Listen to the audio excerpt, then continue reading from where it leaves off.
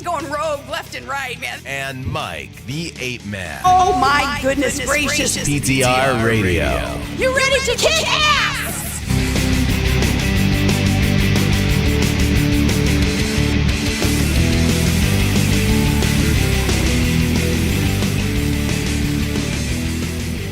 Good evening, everybody, and welcome to another edition of PTR Radio here on the fabulous interweb.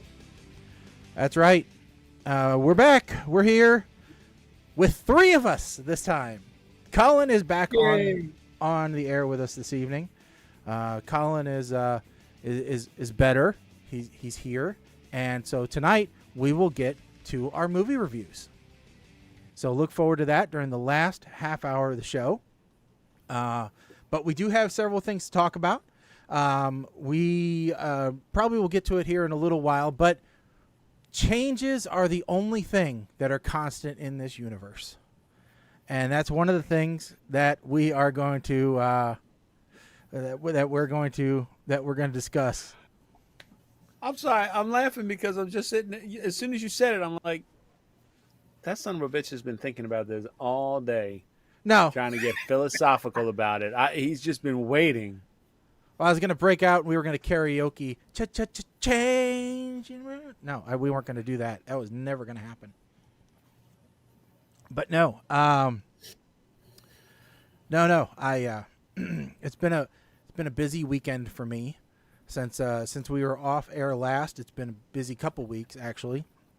So, you know, I've now become an integral part of what was I guess it's still a volunteer position, but it's more of a full-time volunteer position at my church.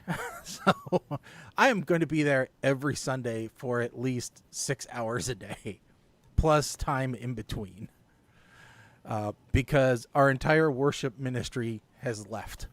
So it's going to be completely run by volunteers. And, well, what happens when you set things up is you then become the de facto guy in charge. And that, sir, is why I never volunteer for anything. Well, yes, you do. You are Mr. Mike DJ. No. Yeah, that's true. I am Parlin's okay as DJ. That is correct.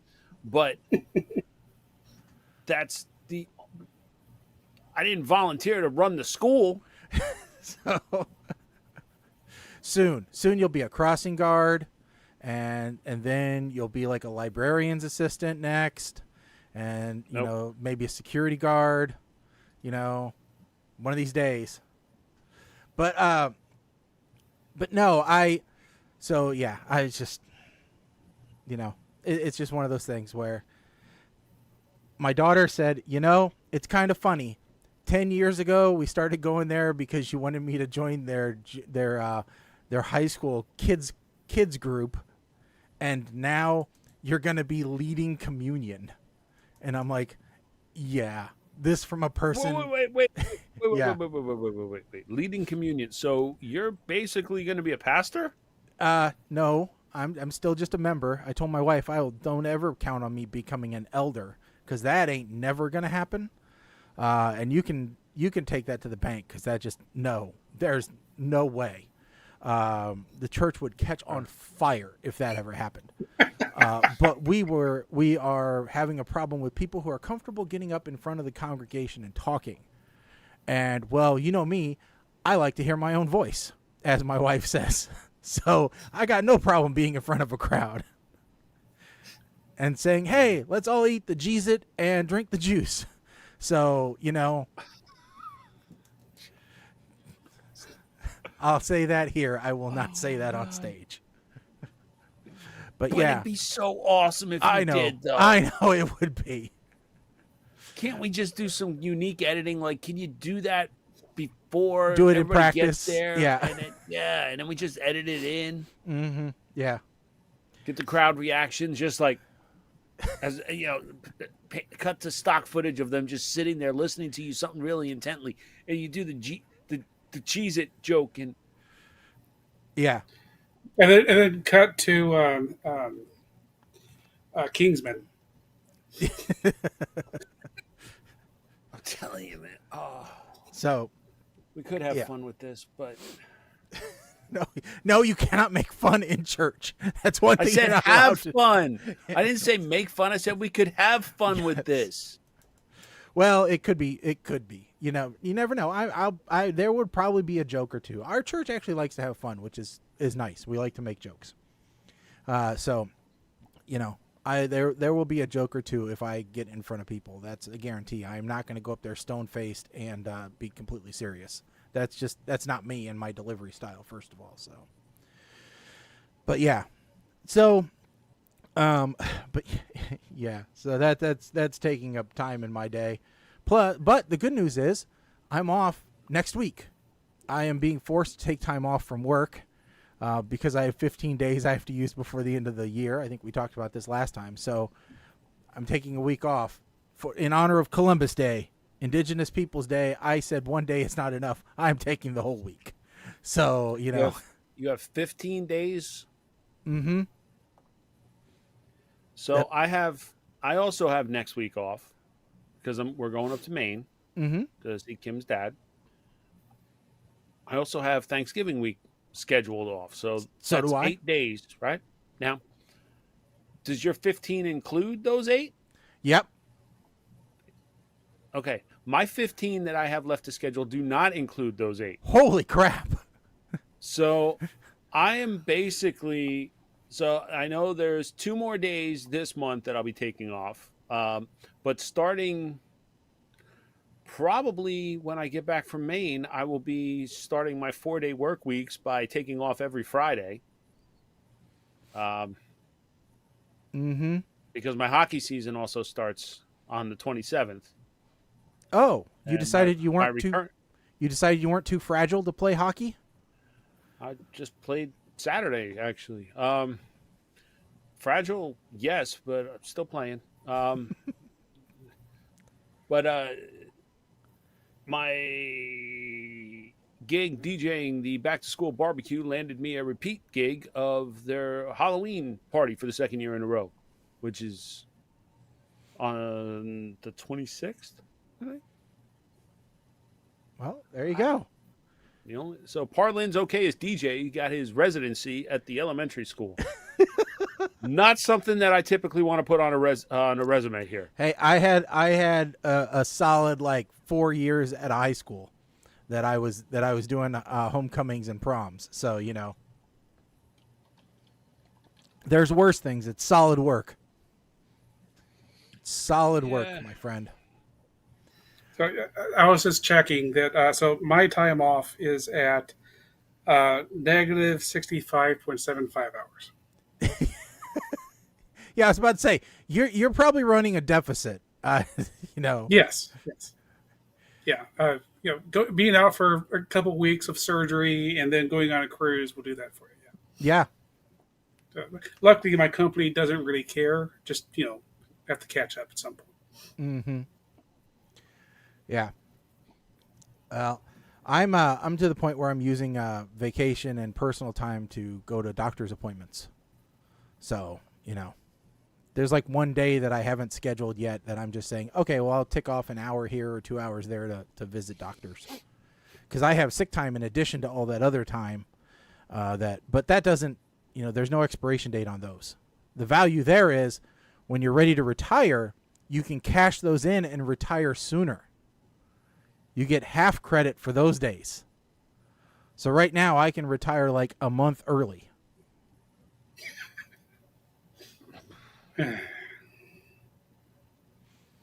Not that that's going to ever happen because I don't. I look at my bills and I go, I'm not retiring ever. I'm going to work until they put me in the ground. And then I'll probably still try and find a way to clock in for 2 more weeks at least. But yeah. Yeah, What is remote work policy when you're dead? I mean, can you do that? do they have high-speed internet in hell? That's the question. No, that's or is dial-up. It just satellite? Is it just satellite? Probably. How did the flames affect the signal? I mean, what kind of lag does that? I don't know, but that would be hell. Is satellite, and not the good satellite. not the Starlink satellite. No, it's the Hughes satellite. That's what it is. Yeah. So, but speaking of that, that is my plan in December because I'm still doing my usual week in Disney. Mm-hmm. So I'm planning to work at least 3 days sitting on the balcony of my Disney hotel room at work. See, if you were my contractor, I'd say, no, you can't do that. Because I've actually told my contractors, no, you have to be at your primary residence. That's what the agreement says. Because I've had several contractors ask me. They can't work from their sailboat in Fiji? No. Or southwest of Fiji? No, I've had a lot of, I have quite a few who go to visit family in India or whatever. And, that 3 or 4 weeks. And they're like, well, can we work there? And I'm like, no. No, that's different. You can't work. I mean, if you're out of the country, most of our network rules will not allow that. Well, and I asked specifically, I'm like, well, what if they were I had one that wanted to go visit his brother in California. And I sent it through to our HR. And I said, this is a consultant, but this is what he wants to do. And they're like, no. They're like, if he's on vacation, then he's on vacation. He shouldn't be trying to log in because we can't guarantee that he's dedicated time, so no, that shouldn't pass. And I'm like, I get it. I can't. How do you know it's dedicated time at our? I hold them to the same responsibility. I mean, even the full-time employees have that same restriction. I can't let my staff can't do it when they're remote. So that's the problem, is that legally speaking, you cannot treat your contractors like you do your employees. Well, so anyway, if that's anyway, I haven't checked in to see if I can even do that. Just saying, if I can, I will. But. Yeah, but and I think it is case by case. I think it is department by department. But that's what I've been told. So, well, there's always VPN. Yeah. Yeah. Well, and that's what I can't come out and say it, but I'm like, sometimes it's better not to ask because I don't know what you don't tell me. Well, see, that's the thing. Deniability. Yeah. Connecting directly instead, because, my computer upstairs is the one I use to connect to work. Mm-hmm. So when I'm working remotely, I connect to that upstairs. Yeah. Yeah. So I mean, and I sometimes I even tell my own employees, I'm like, don't ask me questions you don't want me to know about. Exactly. Like, I live by that, that philosophy. Sometimes I don't want to know the answer. Sometimes it's better that way. But anyway, speaking of California, Mike, I know we've talked many a time about minimum wage and, the thoughts on it and what people don't understand about the economy. And I don't know if you saw the headline for this or not, but California has passed a new bill which has raised not the minimum wage, but the minimum wage specifically for fast food workers. So their minimum wage is $16.50 an hour. But if you work in fast food, your new minimum wage will be $20 an hour. What the what? Yeah, and all right, so I read your subtitle there, like, that's more than bankers are making. I don't know about that. Well, tellers in banks, not like loan officers. Not a banker. Well, they work in a bank. So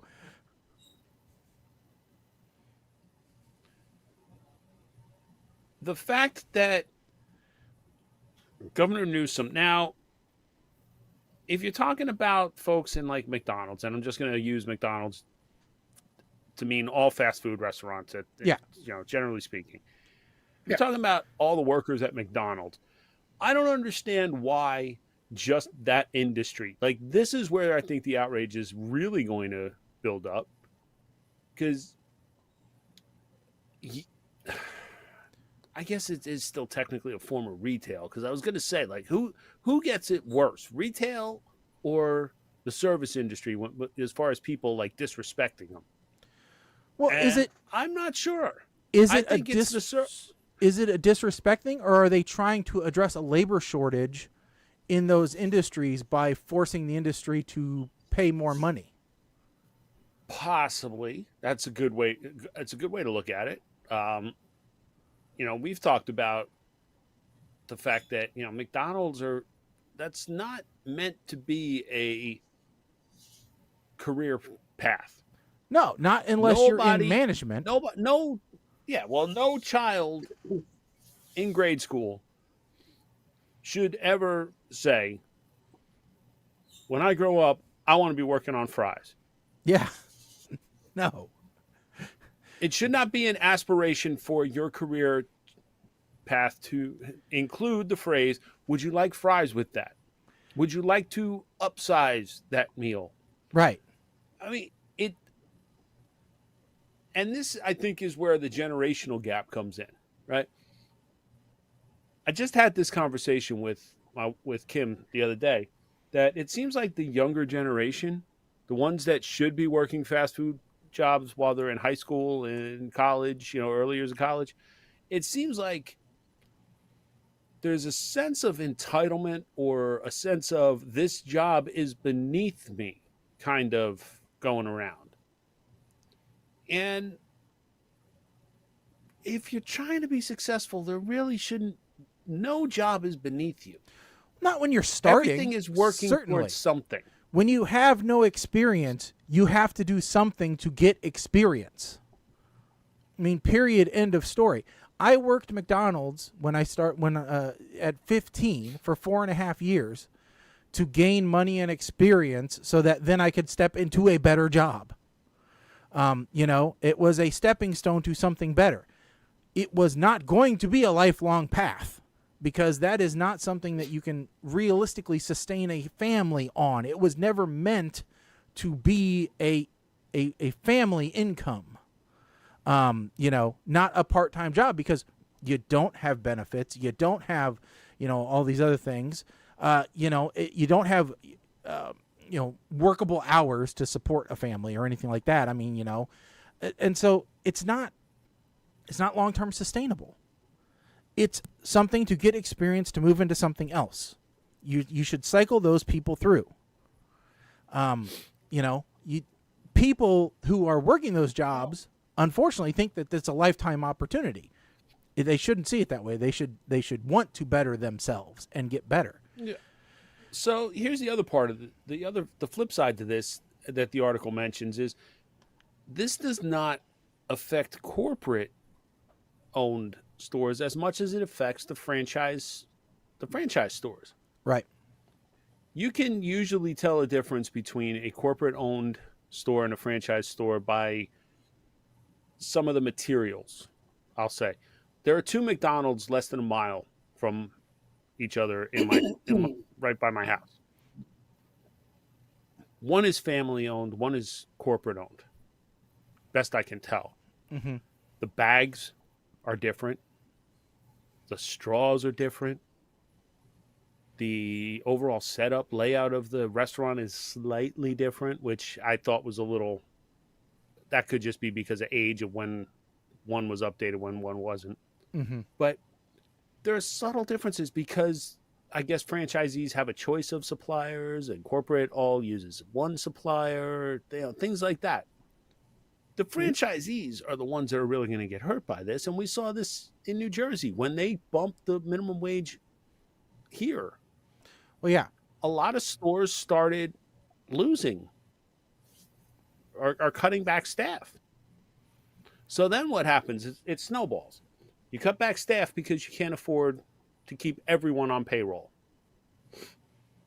The staff that's left has to pick up the slack. So they're being worked too hard. They want to leave. Unless you give them more money or they quit, and then you got to find somebody who you're going to have to pay more money. It had an opposite effect, and I get why they did it. The whole living wage thing. Yeah, I get that. I truly do. But throwing money at a problem instead of trying to fix the problem, that's pie in the sky. I know, but so have either of you watched any recent videos showing the internals of how fast food restaurants work nowadays? Ugh, it sickens me when I look behind the counter compared to when I was there. It's completely different. You're talking about how like everything has a process now, basically. Yeah, so you watch it. They're working very fast, and then you find out that that person you just watched the video of working very fast got moved to a different station because they decided that they were not working fast enough. Which tells you that so the people who are really good at that job are very fast, and so you just think going, okay, so if all these systems are getting to a point where, just as a counterpoint to the whole thing is, what if you look at the fast food restaurants and you say, okay, well, if I have to pay people $20 an hour, then that person I'm going to pay actually has to be good at the job. And I'm going to have less of them because of my systems of how the restaurant actually works says they're going to pump out X number of burgers to justify how much they're paid. And if they're doing that, then you're approaching the place where that person does have a career. You're asking them to be good enough at that job that actually is what they're going to do. Well, and that is aspirational enough to say you are good enough at that. That's what you do. If that were the counterpoint, case, well, counterpoint to that is, let's just say this passes, and that guy who's excelling at that job gets $20 an hour. Will the franchise be able to afford to compensate him for that skill? Meaning, like, are you getting a one-time bump at cost of you're probably not going to be able to get a raise for a while because we can't afford it? Or are you going to compensate the one that is really, really good more than the guy that just started because he has learned that skill? Right? So there's that. I think at that point you've already rebuilt your kitchens to be around the small number of staff who are extremely good at their job. And once you've done that, then you're kind of forced to continue to pay them well because it's more difficult to replace them now. When you have a kitchen full of lots of teenagers who aren't paid very much, it's easy to swap them out. But if you have highly trained people, now you have to have people coming in. It may take a year to get them up to speed to be able to replace anybody. Well, I wish that were true, but I'm not saying any of this is true. I'm just saying. Yeah. Well, yeah, no, it's a valid point. I mean, but then I'm also, so while you were saying that, like for McDonald's or something like that, that makes perfect sense. But then the thought crossed my mind, what are they considering a fast food restaurant? So it could the taco stand, the independently owned taco stand by the beach, fall into this? It applies to fast food chains with at least 60 locations nationwide, except for those who that make and sell their own bread. So Subway. Yeah. Well, but Subway's got more than 60 locations. Yeah, they don't sell their own bread. They just. I don't know why they carved those people out specifically. That they must have a hell of a lobbying group. But and then there's the whole question of, because of the ingredients, is Subway's bread really bread? Well, we know it's not a foot long, so. And is a donut bread? But then you get into the franchise part. Like, so did they look at, if one Subway franchisee owns 10 stores, are they looking at Bob's Fast Food LLC, or are they looking at Subway? And And what kills me is it says it also establishes a fast food council. I'm just Because government cannot implement change without having a council or a VIP panel or some study by an independent third-party auditor that is actually the brother-in-law of one of the council people. So I am just imagining, I don't know how much you guys are familiar with the fast food house, but I am just imagining the fast food house. What? This is not. I'm imagining like the Hall of Justice, but you got Ronald McDonald, the King, Wendy. So this is the part of the fast food house.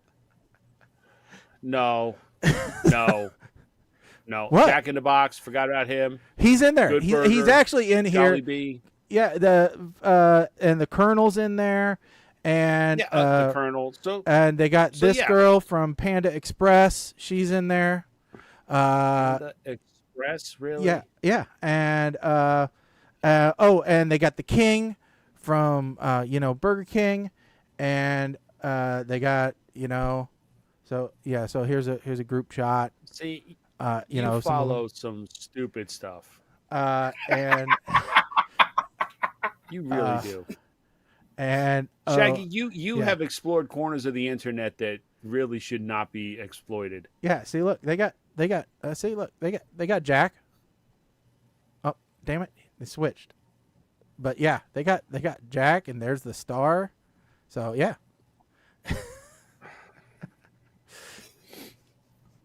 Yeah, that's fast food house.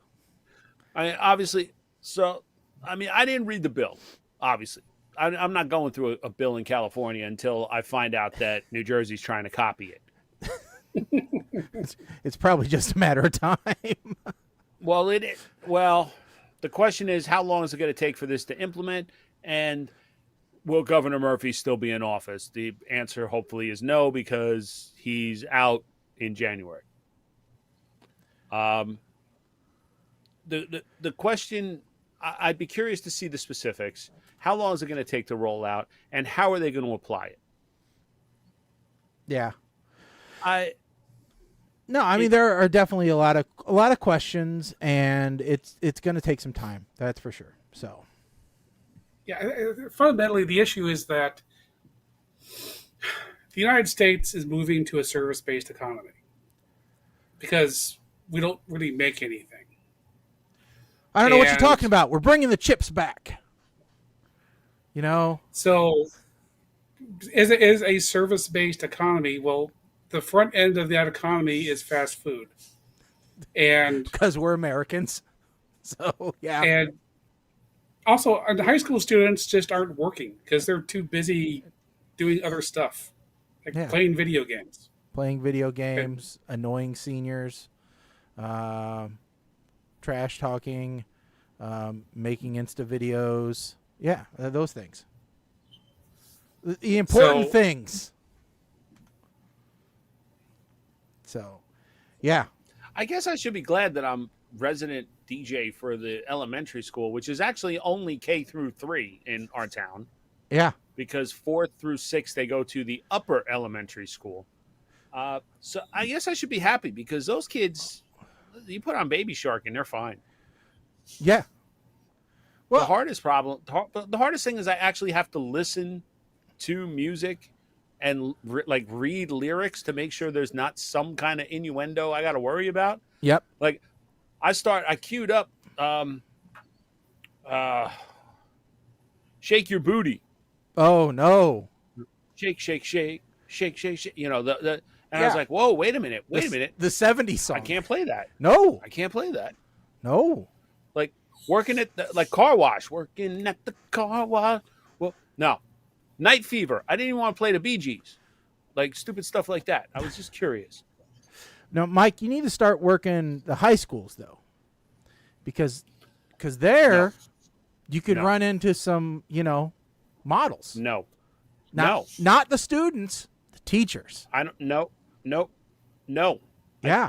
No. Can I say it again? No. I don't want to have anything to do with the high school students. I'm going to tell you exactly why. Not students. They're teachers. dangerous. Teachers. the teachers are just as bad. Well, They're all. but some of them won't be teachers long. For this case, Missouri high school teacher is put on leave after school officials discover her page on porn site. I mean, it seems like we're reading one of these a week at least. It's like, I don't understand where everybody else is getting the money to fund all of these OnlyFans people, because but here, everybody has an OnlyFans. So yeah, I was telling Kim about this. I stumbled across, because before we go to bed, of course, I'm on Instagram and I'm doom scrolling through reels, just watching stupid shit. That's me just on Facebook ruining my anymore. attention span, right? Yeah. So I'm looking, and here's this one. So there's all these reels of people like cooking, right? Okay, apparently that's the new thing, cooking. Well, this girl has an OnlyPans account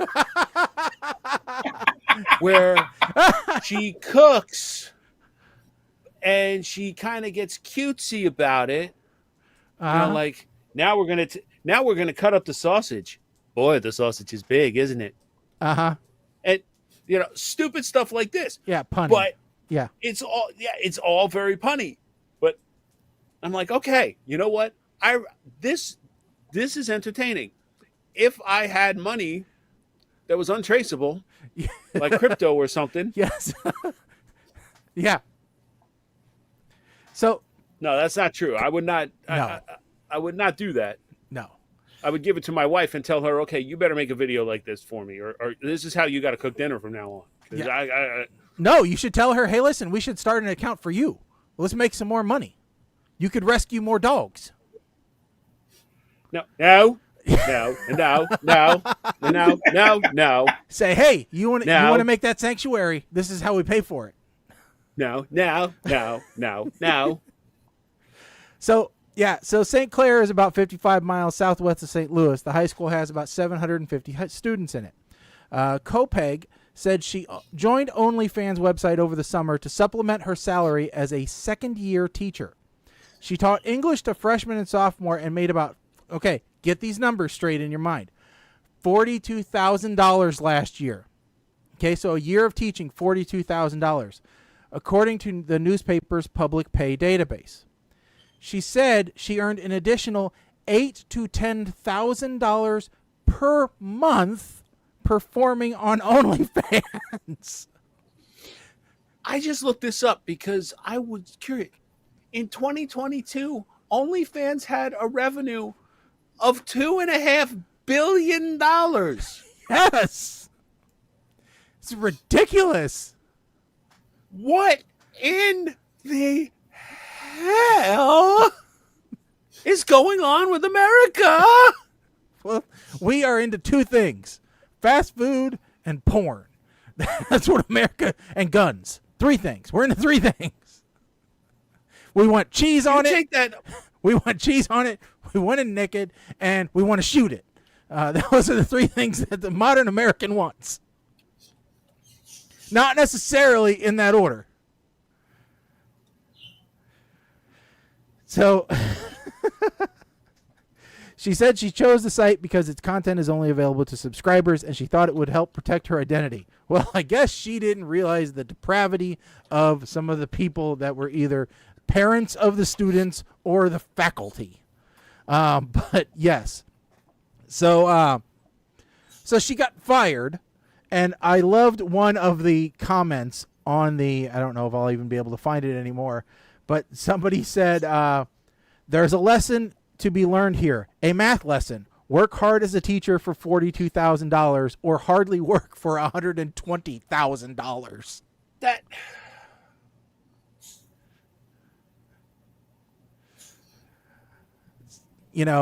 Like, I give it up for some of these content creators. Okay, they put some real production value into this, and I blame the iPhone for it. Mm-hmm. All right, the iPhone was the downfall of society because that basically put a movie studio in everybody's hand. I hate it when I see Ree Drummond filming her whole damn show on iPhones. When you can do a network television show and just use like 6 iPhones to film it, that just I'm sorry, try harder. All right, you get paid a lot of money. All right? It just irritates me. You should have to try harder. They should use the inferior camera to record instead, just so it's not an iPhone. Yes, absolutely. Yes. I want them to hire, and she has her kids do it. No, I want you to hire a whole crew, have a dedicated set. I want this to cost $1 billion for you to have to film these things. This is ridiculous. I mean, and we haven't taken off yet. I mean, come on, we were doing this. So okay, so you're talking about this now. You just touched on a piece of relative recent news. The writer's strike is over. Yeah. Huzzah! Bless you. So Thank you. I'm sorry, yes. I had something in my nose. I don't know what. Could be broccoli. I don't know. But yes, so writer's strike is over, and now we have to get the actors. What SAG-AFTRA. Yep. And they're in discussion this week.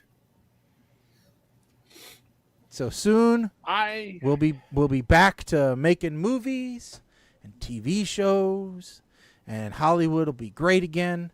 And I shouldn't use that term. Hollywood will be wonderful once again, and it'll be just best thing ever. We'll have remakes of everything, and no original thoughts once again, and it'll just be the same old, same old. They are. Oh, that's right. Mm-hmm. Remakes. Yes, we have to talk about the remake. The remake, which is going to undo our history. The remake that is going to send me over the edge. Uh-huh. Because, listen, we have said many times there are certain classics that you just do not mess with. Yep. Right? Don't try and remake Jaws. You can't do it. Well, you could, and you could make it a lot better, but you shouldn't. There are certain sacred movies that should not be touched. One of which is the cinematic masterpiece that launched several careers. Yes. Of people like Liam Neeson, Robbie Coltrane. Mm-hmm. Even though it wasn't his voice, but it was him. And I'm talking about the cinematic masterpiece that spawned a video game. Even it's called Crawl. Yes. Crawl. Which is the campiest, most amazing love story ever. Yes. Cliche beyond belief. Okay, you've got demons. You've got beasts. You've got magic. You've got Black Widow witches. You've got boy meets girl, falls in love, and love saves the day.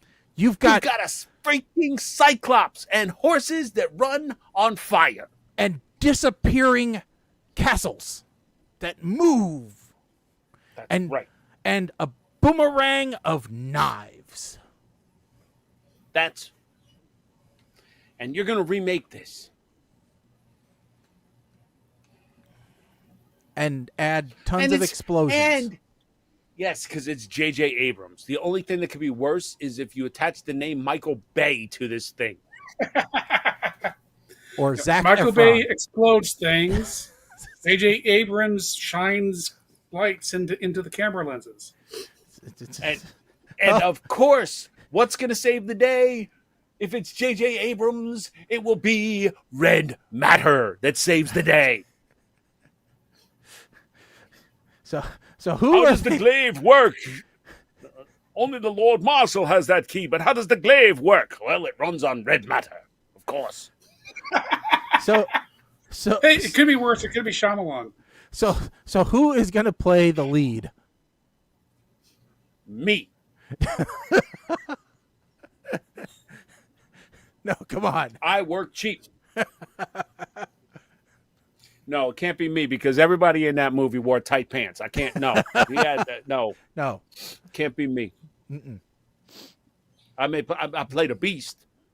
Hayden Christensen. I played it. No. No. Nah. No. Who played Ren? Reno. What? Who played the new Darth Vader? Who was that guy? Darth Vader. Yeah, Yeah, the kid, that's- Kylo Ren. Who played Yes. that guy? Oh. Okay. Adam Driver? Yeah, him.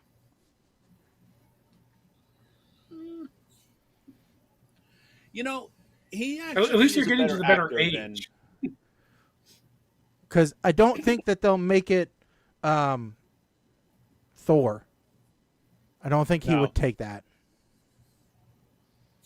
No, I think that's a step down. Yes, for right. him. Look, Paul Rudd. Well, of course. no, again, you're choosing people who are too old. That would be ridiculous if it was Paul Rudd. Paul Rudd don't age. No, he doesn't. We have pictures to prove it. He's been the same for the last 15 years. Who? I don't know. Like it all depends because lately I've been watching a lot of Chicago PD, and the one guy that left, he played Detective Jay Halstead. Somehow I think he might be okay in this if it were to happen. I think the problem here is if you try to attach a big name to this movie, if this remake really happens and you try to attach a big name to it, it's going to fail miserably. Yeah. I think your big name can play like the old wizard. Maybe you get somebody on the tail end to play Ergo the Magnificent. Somebody says, I'm not sure Krull is worthy of a remake or reboot. It was pretty horrible. Who is it? Who is it? Where do they live? I got 15 days vacation. Where do they live? I'm just looking through a thread on Reddit about this. Somebody says it would make a better TV show than a movie remake. It's going to be a short TV show. You know, Well, What about the guy that was in The You Expanse? can draw it out. There's enough there you could draw it out to do a TV show. a lot of people are saying J.J. Because, Abrams is the worst person to pick for this. Because if you make it not just a remake, but like a sequel, it's like the Glaive. Is that what that thing's Yeah. called? Yeah. It's like the Glaive has been split apart, so you have to go find all the pieces.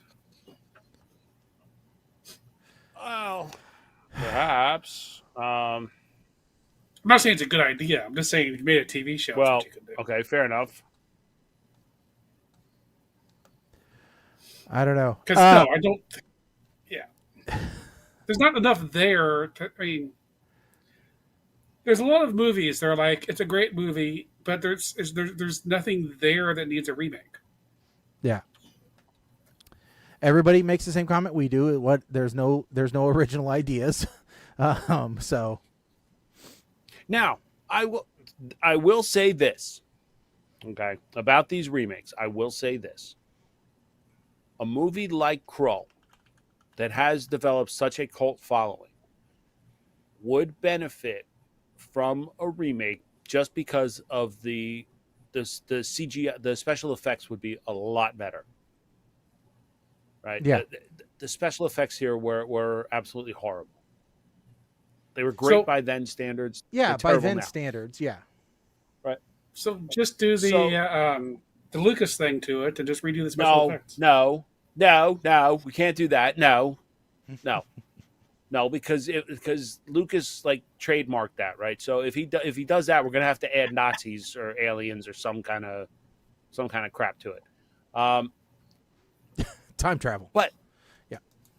here is my hope that perhaps if they're going to start looking at properties from that era to make movies and remakes and stuff, maybe I will finally get my Robotech movie, live action Robotech movie. Could be. I have been holding out on this for 30 freaking years. I will keep that torch burning. Because if anything, That would be a movie. Transformers proved to me that the CGI is there, that they can do a Robocross movie, a Robotech movie. Evidently, I was crossing Robotech and Macross. Evidently, they are turning the Fall Guy television show into a movie. What I've read this somewhere, and that's another. It can't be. Didn't they do that already? It was called Hooper with Burt Reynolds. I don't know about that. It was a movie about a stuntman. Yeah. He didn't solve a crime, but I mean, it was. Yeah. Let's see here. There's Kingdom of the they're Planet. already remaking Maverick, so why not? Not Maverick. Inside Matlock. Out. Inside Out 2 is coming. Yeah, so Despicable Me Matlock. 4. Did we talk about that because Matlock with Kathy Bates? Is that we did. What's happening? Yeah, we talked about that. Yeah. Okay. And did we ever figure out, is this like a remake? Is it a continuation or? It doesn't seem to have anything to be. It is not a continuation. We know that. And okay. I think it's going to be an adaptation, kind of like Magnum PI was. Okay, so this falls into the homage. Could be the same show with any other name. You're just using Matlock to draw people in. Yeah, I think what they're doing is that she's playing a female lawyer who probably has the Matlock country charm to her, who comes in and joins a big city law firm for some reason. Yeah. So okay, maybe they end up with her creating her own law firm and doing the Matlock thing later, and this is just the origin story of it. I can see that, but otherwise, it just sounds like The Good Wife, but older. Yeah. You guys want another disappointment? They're remaking The Karate Kid again. No. Yep. Finally got December 2024. I finally got a generation realizing that Jackie Chan was not the original Mr. Miyagi. Mm-hmm. Yep. Coming out again. Now I'm gonna have to do this all over again. Yep. So. All right. That's 10 till 7. Let's get into kind of what we some things about the show, our show. So first off, welcome to any potential Kick watchers. New streaming platform for us this evening. Nobody knew about it. Yeah, so there's a new streaming platform called Kick. It's kick.com, and it's another one similar to Twitch, I guess. It's one of those out there. They're kind of in beta. They're growing their audience, and so I figured, well, that's us. We're growing our audience. Jackie, I'm scared. Colin, I'm scared. Well, don't worry. We're not earning any coins or anything, so I think we'll be okay. Oh God. So we're doing just fine. That kind of stuff. Great. No. We're not earning any coins. It's not that. It's just kick.com, and it's got a bunch of different. It is gamer centric, but there's a ton of podcasts and everything else out there too. So they've got. So I figured, what the hell? Let's throw it out there to one more place, and see what we can do. So, so we're out there. Nobody's listening, but we're out there. Thank you. Next up, so in addition to running on that new platform to see who all we can grab out there, we are going to be working on a new website. That's one of the projects I do want to work on while I have some time off coming up. Also, we are going to be changing the format of the show a little bit. So we've been bouncing around a few ideas for a week or so, and I think what we finally decided on is, for right now, we we realize that a 2-hour show is a lot for some people. It's out of the norm for most podcasts. Most podcasts are, most of them are actually like 17, 20 minutes at the most. 2 hours is a long time to listen to us just sit here and talk. So what we decided to do is we think we're going to cut this down to an hour. Now, that's a little bit of a loose timeline. I mean, obviously, if we get going, we're not going to say, 60 minutes, we're cutting it off. No, I mean, if we get going for a little while, we may go 5 minutes over, whatever it is, like we usually have done. But we're going to try to stick to around an hour. And, we're going to try and kind of tighten up our topics a little bit to angle them maybe more towards the television and movie stuff that we typically talk about, as we've done tonight. It doesn't mean you're not going to get some nutty news and stuff like that. We're always going to have our thoughts about what's going on in our lives and everything else. And, we want to continue to relate to everybody. I mean, we're, 40-somethings, and we like to be relatable to that audience as well as a decade on either side. So, because we're a mixture of young and old at heart. And, young at heart, old in body. Let's put it that way. The mind is willing, but the body is saying, you're out your damn mind. Yeah. And that's not to say that we won't throw occasional stuff up there. I was thinking, hey, maybe I'll throw some bar stuff in there every once in a while or whatever, get back to doing the drink stuff. But regardless, we think we're going to knock it down to about an hour for the week.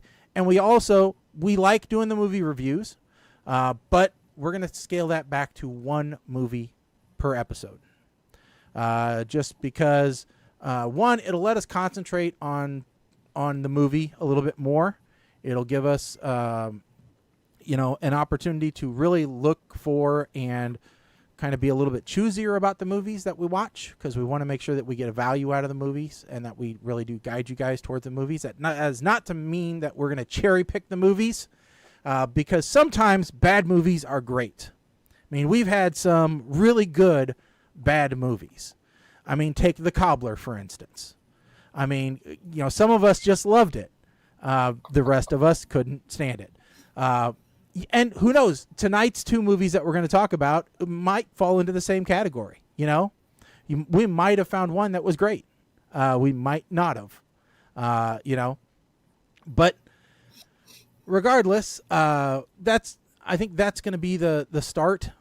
I think for right now, I think we decided we are going to keep going with every other week. Yes. But that's something where this is a little bit subject to change. We said in the notes that we wanted you guys' feedback. All right. We've been fairly stagnant with viewers and with downloads for a while now. And that's something that we would love to see change. We have said for a long time, we rely on viewers to help spread the word of the show, to get that out there and to grow it. I mean, we love doing it regardless, but we do want to see it grow. So if, you guys want us to do it more often, one, we need to hear that. And two, we'd love to see the numbers go up. We'd love to see more people download it. We'd love to see more interaction on our social media channels. We'd love to, hear from you guys more often, because that will help reinvigorate us to do the show more often. I mean, we do get more energized about it when we get feedback from you guys. I think we all enjoy hearing, hey, I was listening to the episode, I really got into it. Even if it's just a comment on the video or whatever, we love seeing that stuff. It tells us that we're doing a good job and that you guys are interested in what you hear us say. Just reinforces that we're doing what we want to do. You guys, I've talked a lot. You guys go ahead and throw in your 2 cents. Colin? Anything? I was thinking you were covering everything. I didn't see what else to go. Well, I don't want to talk over you. Yeah, go ahead. Well, I mean, you're right. I think Shaggy pretty much summed it up, and we did have some lengthy discussion beforehand. So yeah, we handed him a script, and the thing we talked about some other changes that we might implement. But I don't think we don't want to change too much at once. When you're trying to improve something, and I don't want to use the term if something's not working, because I don't think there's anything about the show that doesn't work. I think it's just like we've plateaued. If you start changing too many things at once, you're not sure what actually had an impact. So we're kind of targeting these changes or phasing them in. We'll put it that way. I'm not going to say that anything is off the table, at least from my standpoint, with the exception of we're going to stay clothed. That is a non-starter for anybody, viewers or staff. I'm still going to drink. That's also non-negotiable. And I don't know. I think I'm going to stay in the bottom left or bottom right quarter here. I don't think we're going to shuffle that around. No randomizer. So I don't. No. Yeah, no. I mean, But yeah, but like Shaggy said, we're kind of looking for input here. So we want to do the show so it's entertaining for more people, and we do get more interaction. Yeah, I mean, don't get me wrong. We love, Mama Blair chiming in. We don't ever want to discourage Mama Blair from chiming in. We just love a little bit more people adding to the mix. So that and Mike said, as Mike said, we're going to kind of target these and we're going to slowly phase them in so that we can see what works, what doesn't work. If a change doesn't work, we'll roll it back. To tell you kind of experience with this, I had a customer of mine who decided that they were going to shotgun ads across different mediums. They put them in the newspaper, they put them on the radio, they put them on television. They ran the same ad on every medium. And I said, how are you going to know what medium was responsible for bringing in the business? Did you tell them when they redeemed it? Did you ask them how they heard about it? No. Then how do you know what one was most effective so you know how to spend your advertising money in the future? I'm like, because you just spent like 10 grand on this big media push, and you have no way of quantifying what method worked.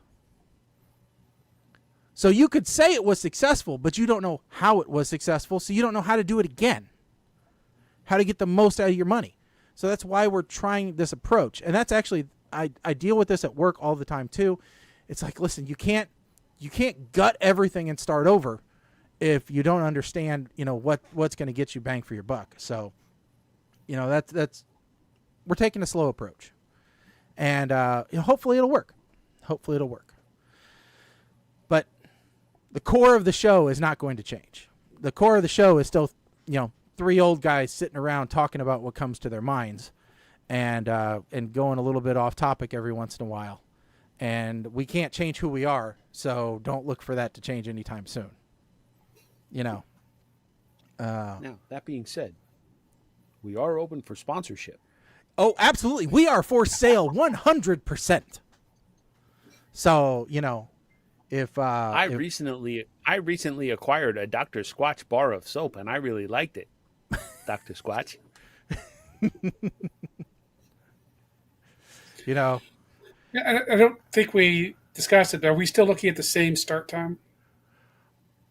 I think so. Yeah. Product sponsorships. Yeah. I don't think we discussed it. We haven't discussed it yet. We'll make sure that we announce that. But yeah, I think it's going to fall in the same. Safe to say, it will be in the same time slot. Yeah, somewhere within. Yep. So and we're keeping all the same mediums. So Facebook, YouTube, Twitch, all the fun stuff. Twitter/X. I noticed that X has been referred to kind of like what Prince was. Every time you see X, it says X, formerly known as Twitter. So Yeah. But yeah. Until Elon runs that completely into the ground, we'll be available there. And actually, we may, if I can get us on it, we may start publishing on Instagram Live.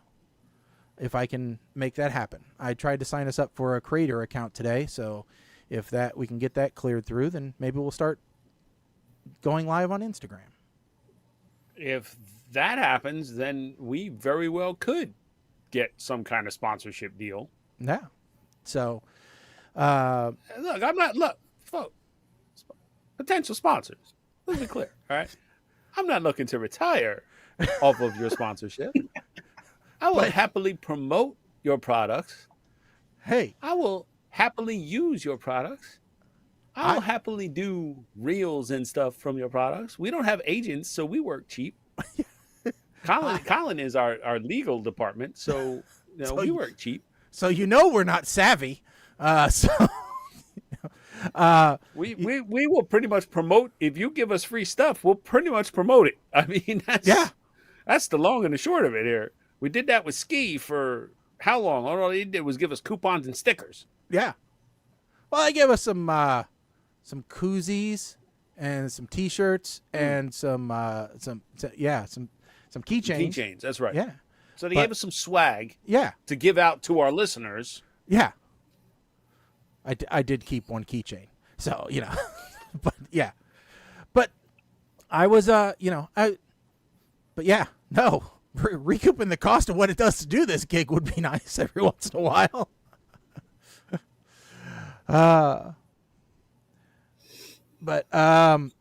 So anyway, but yeah, that's what's coming to the and one of the things that we are, like I said, I am working on is a new site, and one of the big components of that site will be a place where you can see the movie ratings. That's going to be a critical thing that I want to make sure that I put on there that is a value.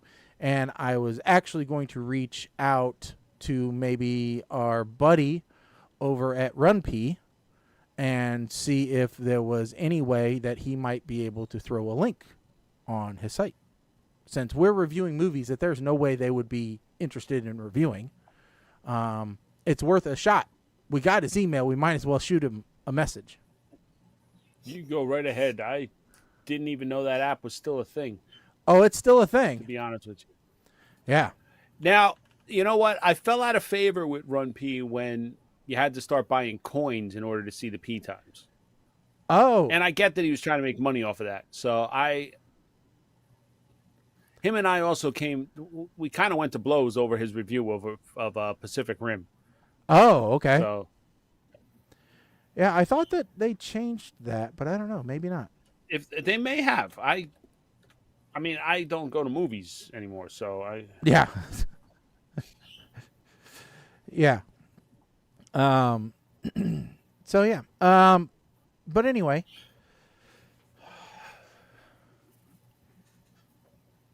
So let's see here. What else we got to talk about tonight? Well, I know we had a lot of things. I have one that I would like to bring up that I'd like to get, because I feel like I am not educated enough to be able to know whether this is true or not. Mm-hmm. But I posted an article, and it seems like something that Hollywood would do because they're scumbaggish, not just. The article points out that Disney Plus is going to be rebooting, or Disney is rebooting Netflix's Daredevil, and they basically changed the title to like Daredevil. I don't know, Daredevil Returns, or what do they call it? Daredevil Born Again. And in doing so, what industry insiders are saying is it's a Disney scam that puts them back to season 1 pay scale for the show. And I don't know, I've never heard of this until now, but I can see this as something which would explain why Netflix seems to cancel a lot of their shows before or right after the 3rd season. Well, I don't think it's just Netflix. I think that was a no, and it's not. It's just this is fairly common practice across a lot of things, and it is definitely something that we've seen before. So this all stems from a post on X, the website formerly known as Twitter, from Stephen McKnight, who was the showrunner for Netflix's Daredevil's first season. And he was tagged in a message posted by somebody who worked on the show, who wrote, "They canceled Daredevil once crew got full raise and holiday/vacation pay." And McKnight's response was, "It's an old Disney scam where they slightly rename a series to reset contract terms back to the first season. Needs to be addressed by all the guilds/unions and crushed." And then there are other examples where this was apparently brought up, like The Sweet Life of Zack and Cody and Hannah Montana rebranded in their 4th seasons to be The Sweet Life on Deck and Hannah Montana Forever. Yeah. So they're calling out Disney, but I agree with you that I think this may be something that people just aren't aware of. So I don't know, Colin, I would like your take on this because you tend to know about more of the inside and the back end of Hollywood than I do. So I'd like your take. So I would need to research whether or not this is actually happening. I mean, I could say that is not why Disney is doing this, but whether or not it's also doing this thing of making them allow it to be cheaper, that I would need to research. But the reason they're doing this is that the entire Netflix Marvel show, all that is discarded. And the reason for that is that they were all done under a deal with Netflix as a separate section of Marvel from the MCU. And so the people who run the MCU, all the decision makers, had nothing to do with those shows. And the same thing for Agents of S.H.I.E.L.D. They had no input on the creative side to those shows. So all those shows are not part of the MCU. But they do like the cast of Daredevil. So they want to bring that cast into the MCU and be Daredevil and be Wilson Fisk. But because they already did that, because Wilson Fisk, I can't remember his name, Vincent D'Onofrio. So he already showed up. Yeah. So he already showed up in one of the MCU shows on Disney Plus. So he's already been incorporated.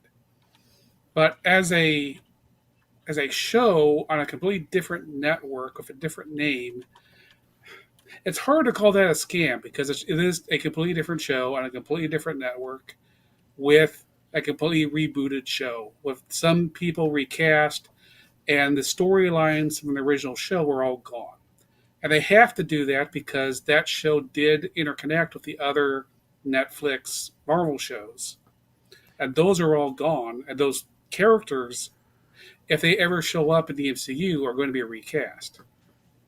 So now to add to this, the reason why, Netflix, for a specific example, you look at Netflix and why they decide to cancel after 3 seasons. Now, Mike, you're exactly right. Contracts typically get renegotiated after the 3rd season, right? And you look at something like Friends, okay? Now, Friends, the longer that series went on, the more and more and more that cast got paid, okay? But they were on broadcast television where the network could deal with those higher payments by increasing the cost of advertising during that time slot. They could say, okay, well, you know what? For seasons 1 through 3, it's, $25,000 for 30-second ad. For 3 to 6, for 3 to 6, season, it is now $50,000 for a 30-second ad. So as the actors demanded more money, the networks demanded more revenue in advertising. Unfortunately, when you're in Netflix's position, you can't demand more money from advertisers because they don't have an advertising budget, and you have for the most part, stagnant population of the audience. It doesn't vary that much. So you can't plan on an ever increasing, cost structure where you can constantly increase the cost of your show to meet the demands of the actors. So, right.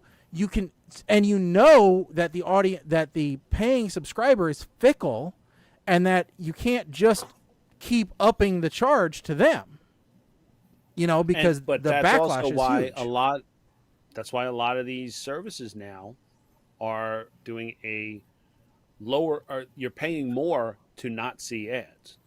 Right. And even Netflix now has a tier, I think it's like $7 a month, where it's an ad subsidized tier.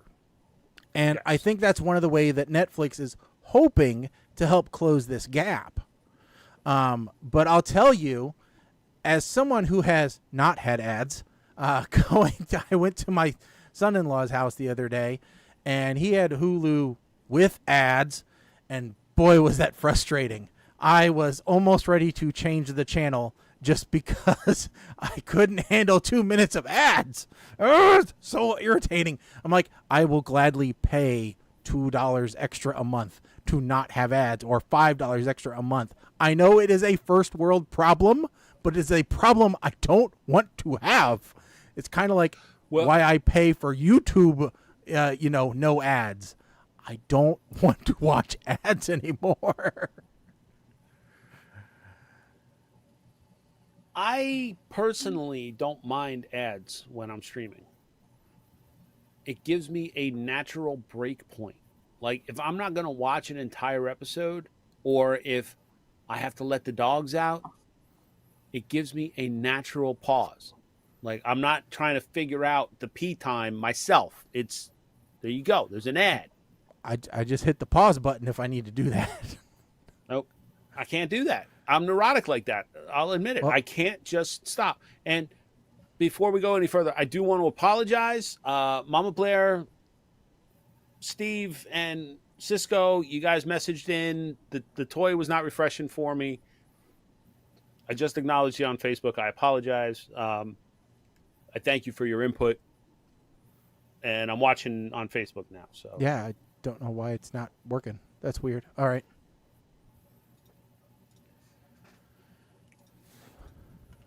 But so to your point, like you mentioned Friends, right? And Friends was one of the first ones where the entire cast got together and said, either we all get a raise or we don't. Yeah. We all walk. So which was genius at that time. And I guess, and this very well could be one of the,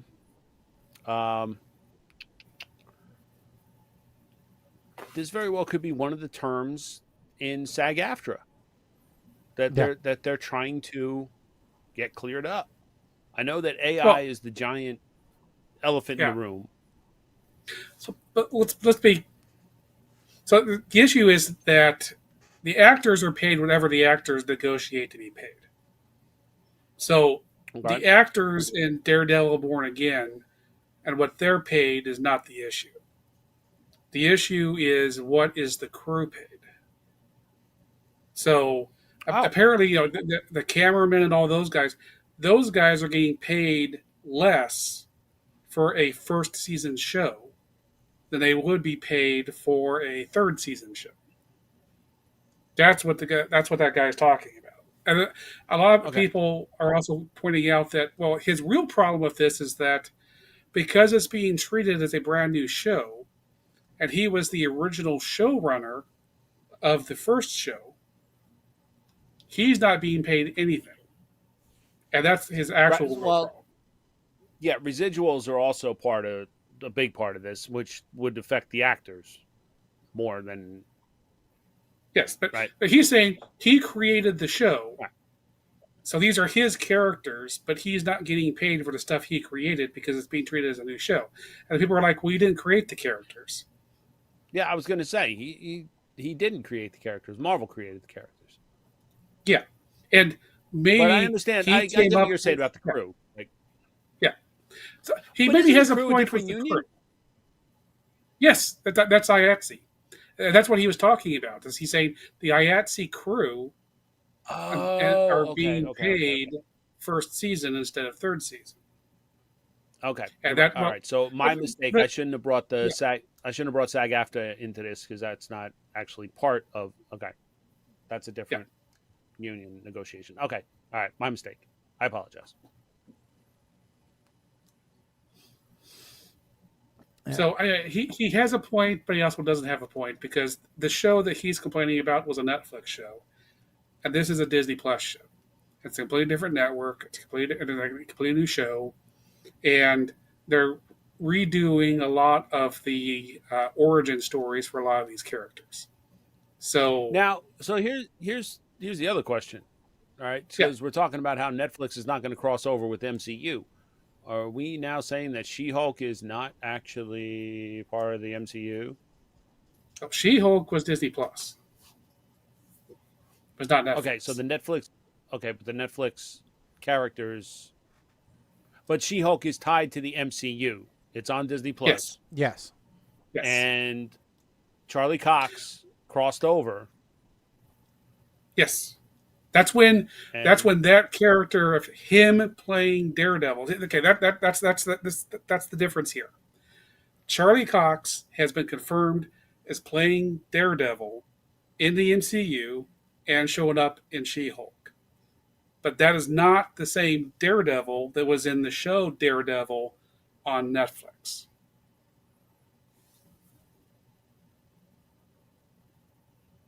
Did he just pull a multiverse on me? I think he said red matter in there somewhere. So I'm not sure. Even funny. Did anybody catch when I got off of Wish? All right, this is how my life is going right now. Or not Wish, Temu. Okay, I posted this the other day. I got stuff in my story. Like I take this to work with me and I spin it on the desk trying to figure out if it's real life anymore. And folks are like, "What? Oh, that's a cute top." No, it's from Inception, people. I'm waiting for the kick. Yeah, I got stuff from Temu. I got. You did? Yeah, I did. I got a couple I got some games.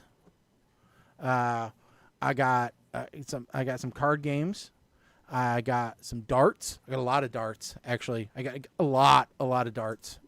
Because, well, a lot of my metal tip darts broke. So I needed to replace them. The little plastic piece that then holds the flights, they broke. Not the metal tips themselves, but so and the flights broke, so I just needed new ones. So plus I wanted some heavier ones. So I got 10 sets of darts. So I have plenty of darts. And I was pretty happy with my team, and I got some dice. Cause, well, okay, you can go and buy Yahtzee for $20, or you can buy 10, sets of dice, 8 dice. So I don't know, 40 dice, for $5, and then print out the Yahtzee score sheets on online for free. So what's better? I'll make my own Yahtzee set. Thank you. And so that was in addition to an order that I had put. I found a deal for a little bit of custom swag that I put at my office. And I think I showed you guys, but I don't think I've shared this online. So because I love to, promote the show, as we were discussing, I made some custom swag for my desk at work. So, this is what is on my desk at work now. This is the part that I think is the best about this is when he's at work, Colin and I are staring at him all day long. Yes. So, and I had somebody go, so this is you? And I go, yes, that is me. That very much is me. So, yes. Jesus, thank you for using the pic from 16 years ago for me. Good Lord, 15, 16 years ago? Well, it was what I had to work with. So, wow. Would you have rather you and Mr. Bird at the strip club? I didn't think that would be work appropriate for me. Don't fund me. It's going to be it's on your desk. So. Your code of conduct violations you got to worry about, not mine.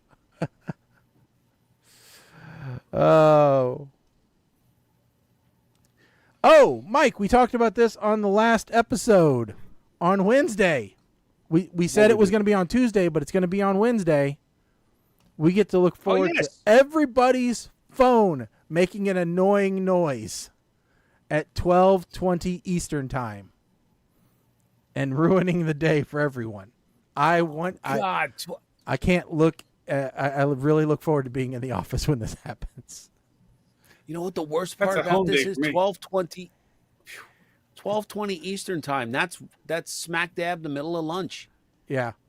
So the cafeteria is going to be full of, oh God, thank God I'm not sitting near the cafeteria anymore. Holy crap.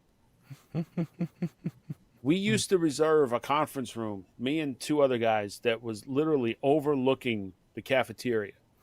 And I would spend at least 5 minutes every hour just rolling back and looking to see who's actually in the cafeteria because I'd hear the wah, wah, wah, wah, wah, wah, wah, wah, wah. And 9 times out of 10, it was these damn interns that were just hanging out. And I'm like, what you're teaching these interns they don't have to work.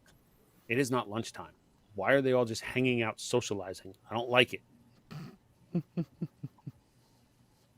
And now we got drop-in space on the other side on a whole different building. So I don't have to hear it. But yeah, I'm not looking forward to that, man. Yep, it'll be at about 11:20 our time, and that'll be right when because Wednesday is our forced at work day normally, so that'll just be fun. Yeah, everybody will be in the office. Schedule every call you can around that time. So it'll be a fun one, that's for sure. So, also new, we've got a little bit of time before we got to get into the reviews.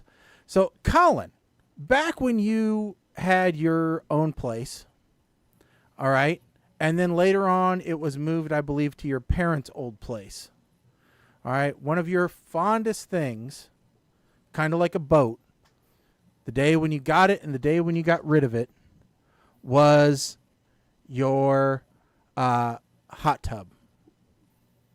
So regale me of all the pleasures of owning a hot tub. Tell me how great it is.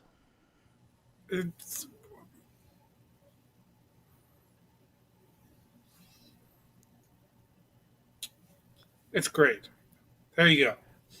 Okay, because you want me to, because I'm going to leave it to your nice, rosy, hope, and because I walked into a situation where I could get a hot tub, and for a very low cost. So all I had to do was get it moved here, and then electricity ran to it, and then build a covering for it, and all that kind of stuff. Luckily, I had already built a pad for it because we had done this once before, so now it's going to be hot tub time, and so it's going to be I'm looking forward to it, and you can tell me how much I'm going to enjoy my hot tub and how there's no maintenance on a hot tub and how it's nothing but fun, sexy time on the hot tub and how it's just you got nonstop chicks when you had the hot tub. You know, you just regale me with those times. Does Mr. Shathid have a hot tub? Everything you say about hot tub is bullshit. What? No, Mr. Shathid, hot tubs are great. Hot tub is great when you sit in it like chicken making soup. Not great every 23 half hours a day otherwise. Well, but why not? I mean, but isn't it? Doesn't You that say you 1 buy hour- hot tub cheap. Yes. Why person get rid of?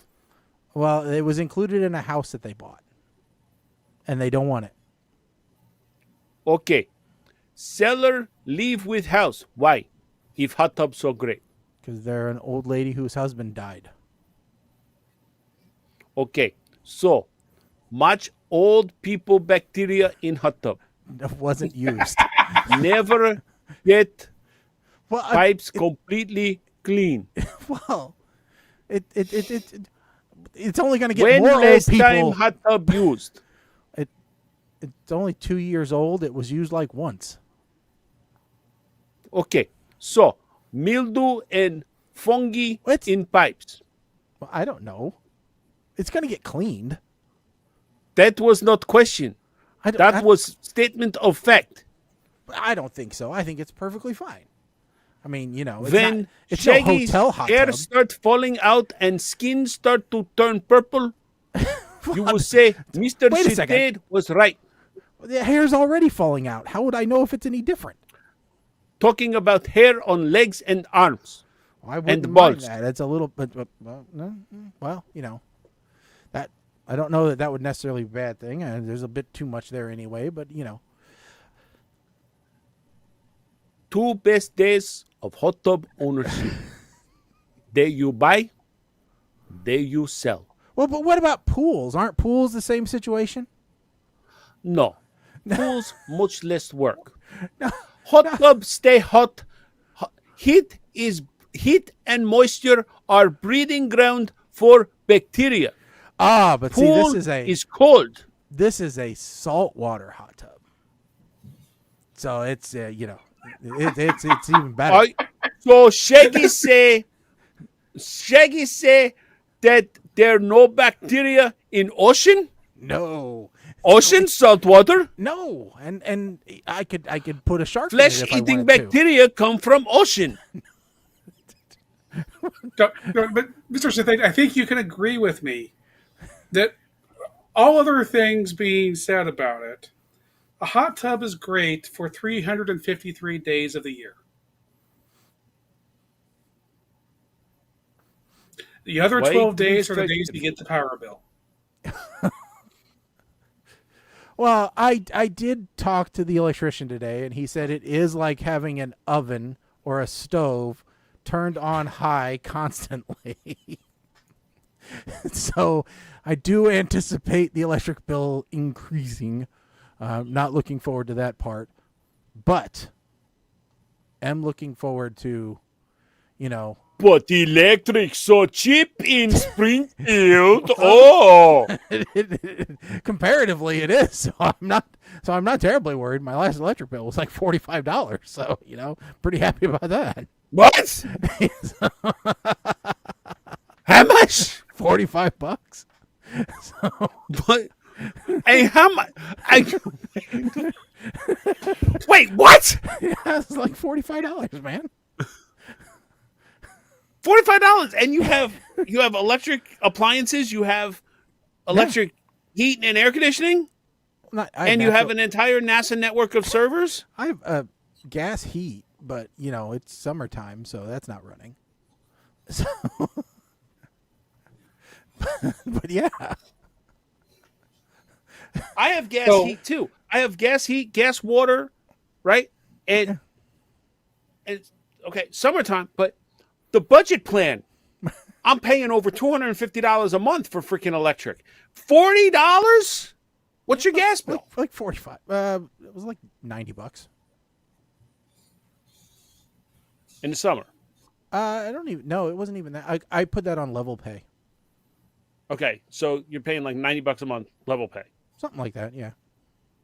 All right. Well, I'm paying like 46, and that's the lowest they'll let you pay a month for my gas. Okay, so it doesn't quite the rates balance we out, actually but- pay, we pay in the winter, we pay 0.0988 per kilowatt hour, and in the summer we pay 0.1139 per kilowatt hour.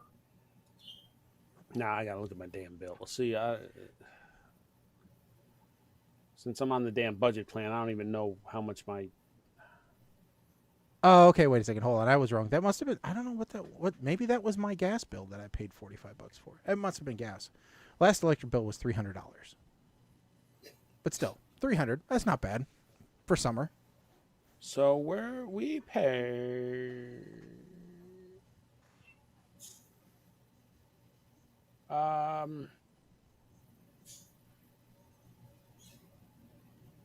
The hell is going on? Oh, that's delivery. Actually, that was combined because that's water and electric. But yeah. So you're talking, service and delivery? Yeah. So I hate my freaking electric bill. I swear to God. Well, we pay $14.76 for just having service, and then those other rates per kilowatt hour. So let's see here. If I just look at pure electric. Yeah, so summer kilowatt hour, I paid 240. Oh no, the 1476 just the minimum charge. Sorry. Yeah, it is. So yeah, so it was like 228, 229 just for electric. Everything else was water and blah blah blah. So, yeah.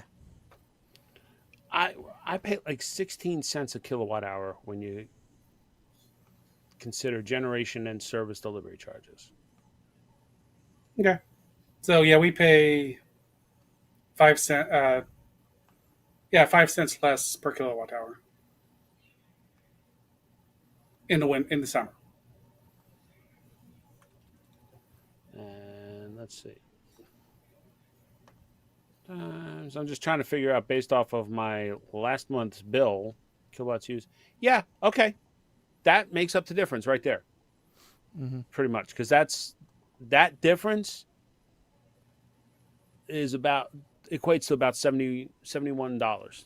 Yeah. Yeah.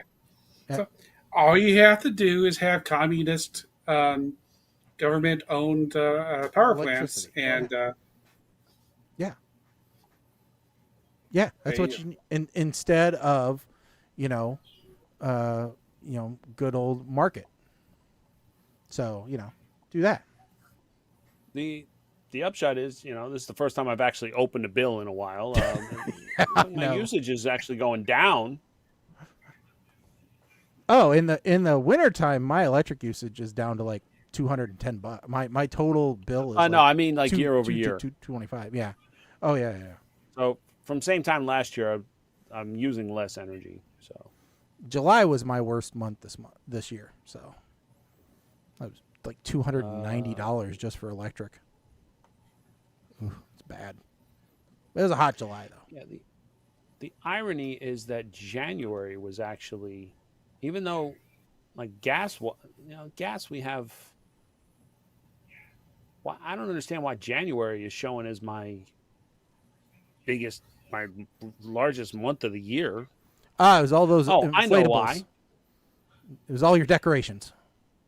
No, well, December and January. No, I know why. It's, we have a business that. Moving on. Let's see. Mama Blair says hot tub costs electricity, cold climate, heat, dollars, and the wildlife like to live under the warm tub. Yes, see. Mm-hmm. Yes, but sometimes bigger wildlife like to live in the tub.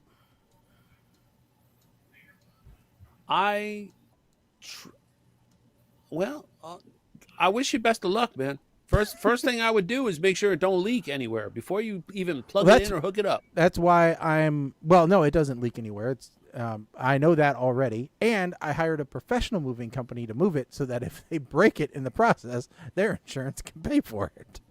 So you are seriously hoping it breaks. Well, I don't care one way or the other, but as long as it doesn't. So, funny story though. Before we move on to the movies, the people we sold our hot tub to, it took them like a year and a half before they actually hooked it up, because when they got it to the house, her son actually said, "Where are you putting this, Ma?" She goes, "We're putting it on our deck. Your deck is not going to support the weight of this." Yeah, that was It's sat like in their driveway for like a year until they could get the footings and the foundation of the deck built up. Yeah, like I said, I already had a pad built for one, so I know exactly where it's going. And then I'm going to put a pergola, or I'm going to put a gazebo over it. So, protect it from the elements. So, Okay. yeah, we'll see how it goes. But Are you building one, or have you found one? I'm going to get a kit one. So, because if I try to build it from scratch, it's going to look kind of like Homer's doghouse from The Simpsons. Just 3D print it.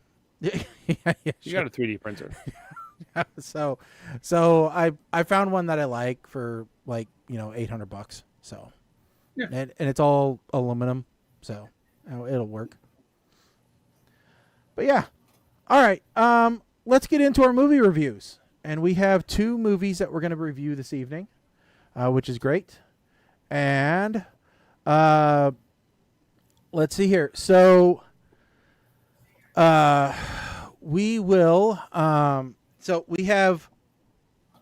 Not Good Girl. What the heck was the name of it called? Sweet Girl. Sweet Girl. Sweet Girl on Netflix, starring Jason Momoa.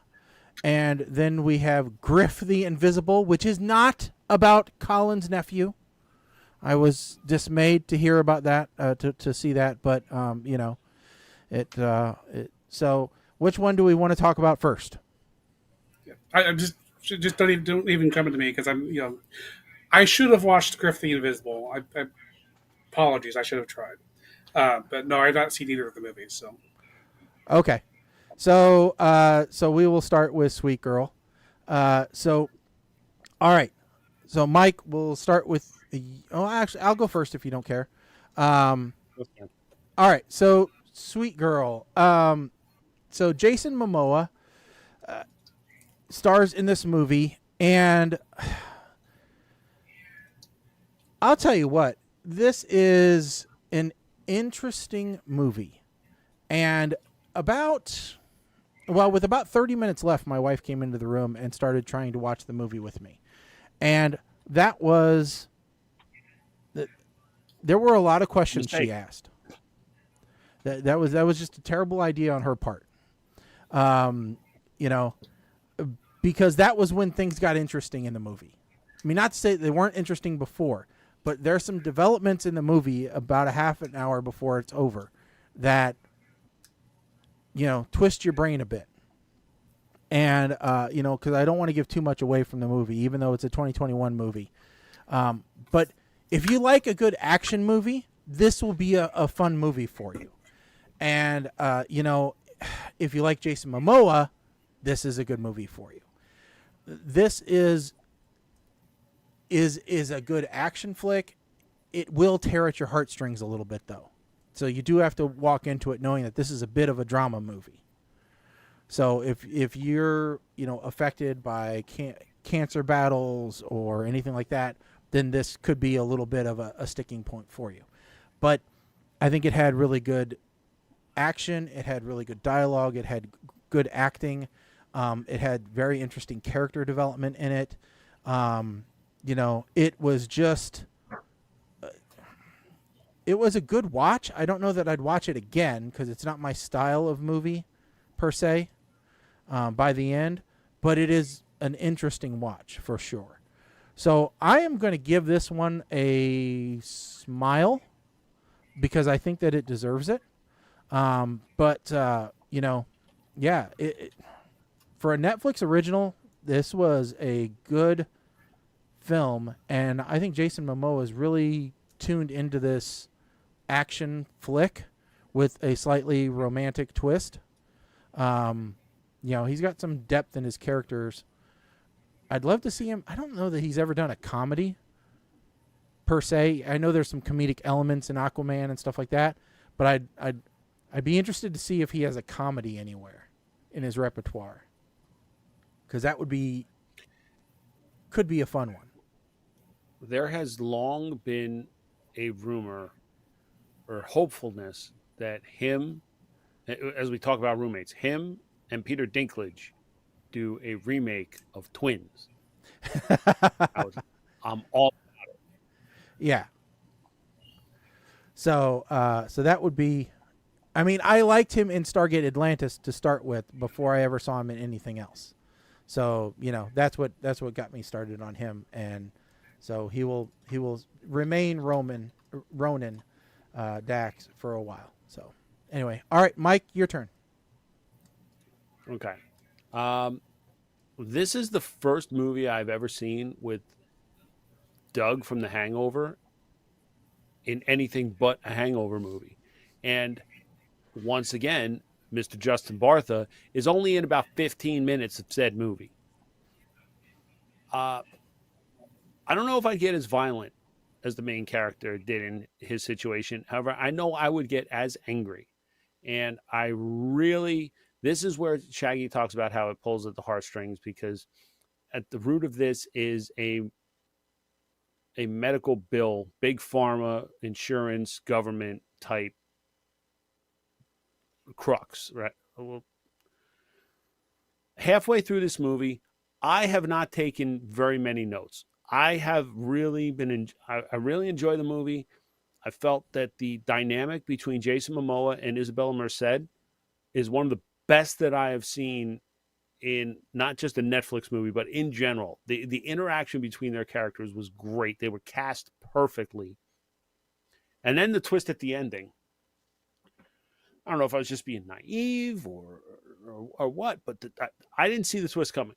Nah, me neither. So, and this was not like an M. Night Shyamalan Ding Dong where you kind of figure out where the twist is going to be. But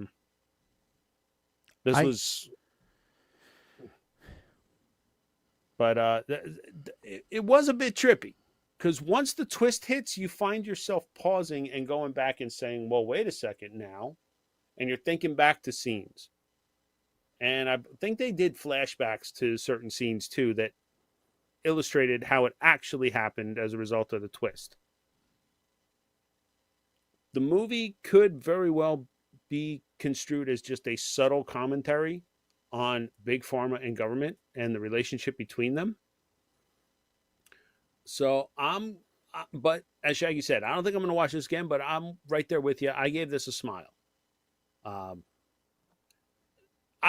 I had to go back and look, and a lot of the movies that we've watched, I think Isabella Merced was in Yes Day, which I think we reviewed. I think she was in,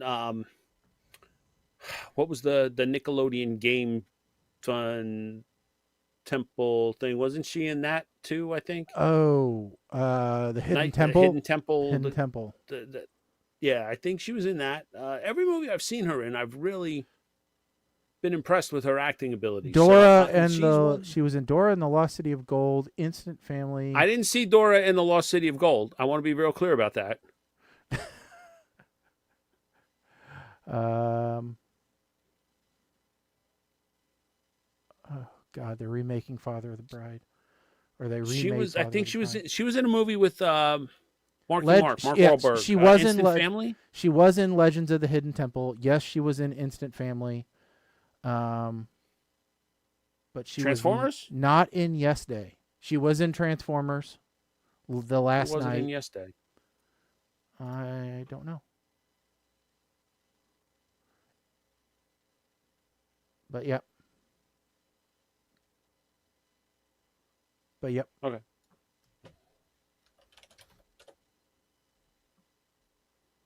Oh, Jenna Ortega. Yeah. Was in Yes Day. Okay. Okay. Now, Now, for I Griff. will say, well, hold on a second. Before you say that, you said that there was amazing chemistry there. I think it was similar chemistry that Jason Momoa had in Braven with Stephen Lang, who played his father in that movie. Yes.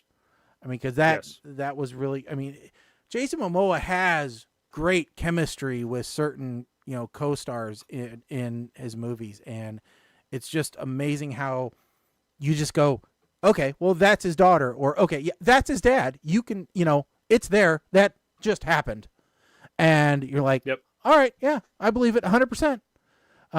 So I don't know how he does it, but he's just great at that. All right, so now moving on to Griff the Invisible.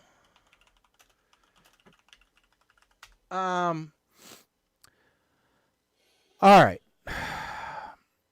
I'm going to start off by saying if this was under our new rules, we probably would not have watched this movie.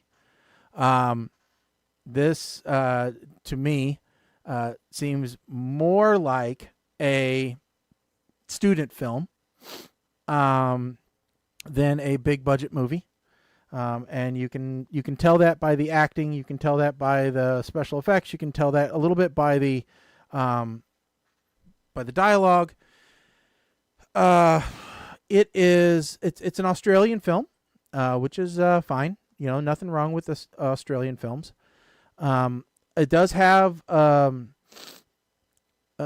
fairly large character in it. Alan Ball, or I'm sorry, not Alan Ball, but Ryan Kwanten was from True Blood. He's an Academy Award winner. And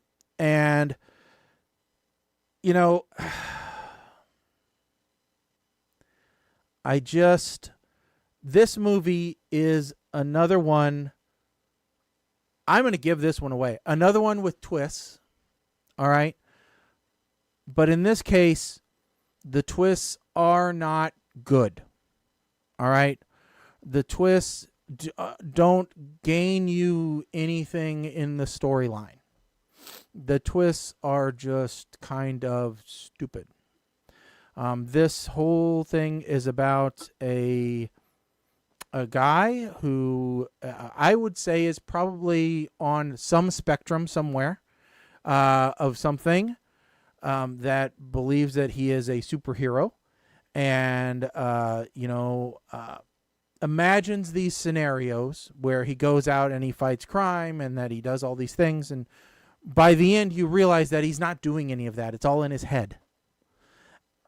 And as luck would have it, his brother starts dating a woman who has similar issues or also loves living in a fantasy land. And his brother introduces her to him, as his girlfriend. Turns out they become attracted to each other, and she indulges his fantasies. And, it's just doesn't. At first, I was a little bit sucked in, unfortunately, thinking, oh, well, his inventions don't work in the light, or, oh, his inventions time out, or whatever. And then I suddenly went, no, this is really stupid. It's just all in his head. So like I said, the twist was just dumb. It wasn't, any good. So, not a great movie, not a great premise. If the movie Benny and June was up your alley and you got really, really, really, really drunk, this is the movie you would make if you were trying to make an homage to drunk Benny and June. All right. So there, my rating for this is going to be a VERP. That's what I think of this movie. I don't think it's a puke. It's not that bad, It's not something I would ever recommend to anyone in the world. All right, Mike. All right. I want to know when this damn movie was made that everybody has square monitors in his office. 2010. Okay. And wait a minute. Everybody's got an accent. Did you bastards sneak in a British movie on me? What, a bad one? No. Oh, wait, it's Australian. Okay, I'll allow it. The whole theory about cats existing in 9 universes at once is pretty freaking interesting. Imagine having to worry about what was happening to you in 9 places at the same time. We're now at the Office Snapped scene, and I'm feeling like this is an Aussie mix of Kick-Ass and Wanted. Side note, part where the girl asks about the brother and his love life. I used to deal with that exact scenario when my cousin would come visit, or if I visited him. Everyone would ask about him, annoying as hell. He wound up being committed to a mental institution. So there you go. Someone tell me what the hell lemon and baking soda and Tyvek in a bathtub gin is all an invisible suit from stuff from the neighborhood hardware store. He's created a suit that he can turn his invisibility on and off at will. Okay. And now she's feeding him to his delusions. So this is a retelling of Don Quixote. Now the facade comes down. Speaking of whatever happened to listener Griff McReynolds, this is where my mind is going at this point, because the movie is lost. I've lost interest. Does she really have that power to go through, or what the hell is going on? Like, this 100%. I originally was going to give this a meh, because the story takes elements from many different movies, okay? And the final scene, as Shaggy said, reminded me of Benny and June, where 2 special people figure out how to live life together. I can't give it a verb. I'm going to stick with meh, because I like the idea that in the end, despite all of their unusual quirks, the message was there's someone out there for everyone. I don't like the idea of them trying to do chemistry in the bathtub like that, though. Yeah, I'm going to stick with meh. Yeah, we'll stick with meh. All right. Makes sense. Okay. All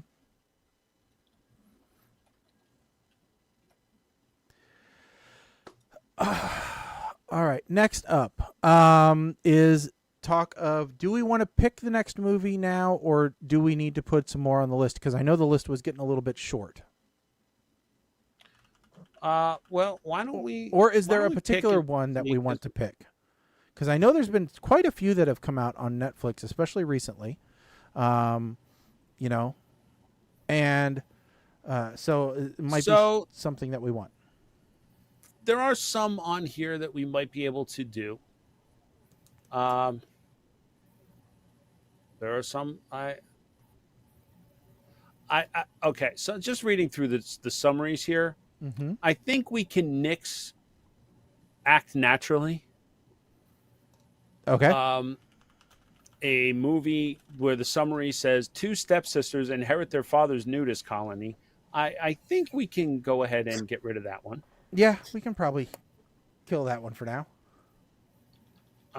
There's another one on here, The Bad Education Movie, which the summary says this has got a double whammy. Raunchy, goofy, class trip comedy, British warning. So it's that's out of here. That's got Hugh Jackman in it. I don't care if it had Jesus himself in it.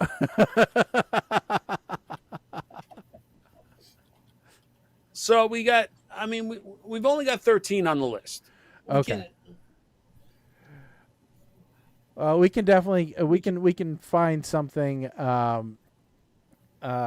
know, gosh, I was going to, I swore there was stuff that I was looking at or that I had been suggested on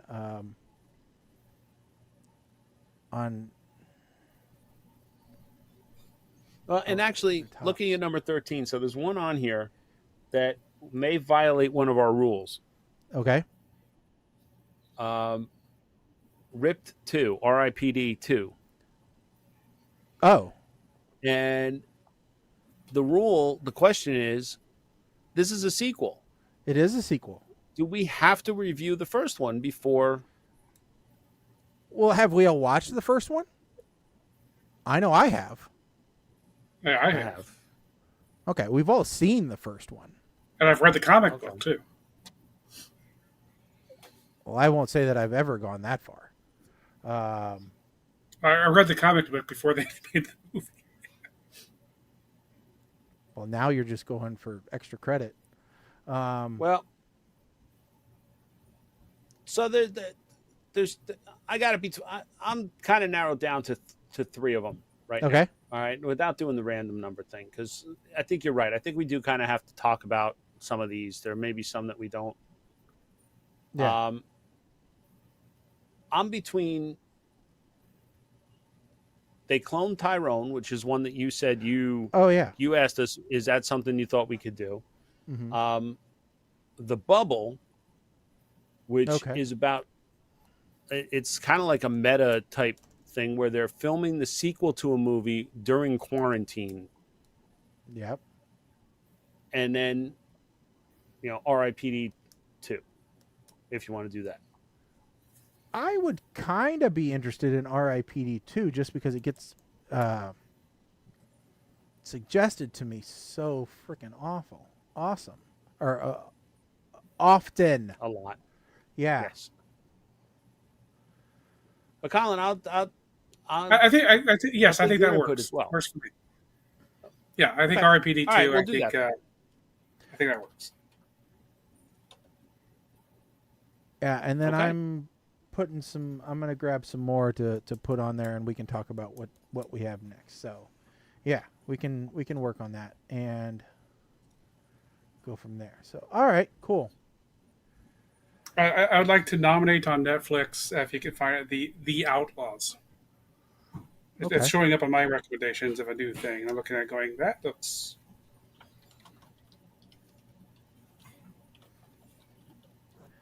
Well, and I just I put on a couple more because my Big Fat Greek Wedding 2 is now out, and I assume we've all watched the first one. I've watched all 3. Didn't 2 just come out? No, the third one is actually in the theater. Oh, okay. Okay. Well, Murder Mystery 2, have you watched that one yet? Because I know we watched the first one for the show. Oh, did we? Yeah. Yeah. No, I haven't watched that one.